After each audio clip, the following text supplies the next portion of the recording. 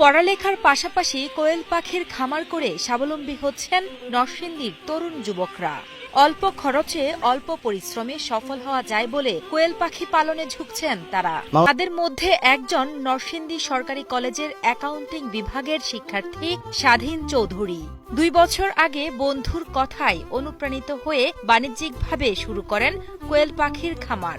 মাত্র 5,000 পাখি দিয়ে পলাশ উপজেলার জিনারদি ইউনিয়নের পারুলিয়া গ্রামে কোয়েল পাখির খামার শুরু করলেও বর্তমানে তার খামারে রয়েছে 45,000-এর বেশি কোয়েল পাখি।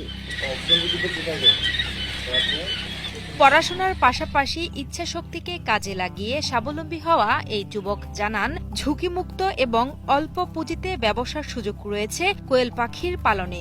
মানে ভালো হওয়ায় তার খামার থেকে ডিম ও পাখি নিতে আসছেন দেশের বিভিন্ন এলাকা থেকে। ফলে লাভবান হচ্ছেন এই তরুণ উদ্যোক্তা।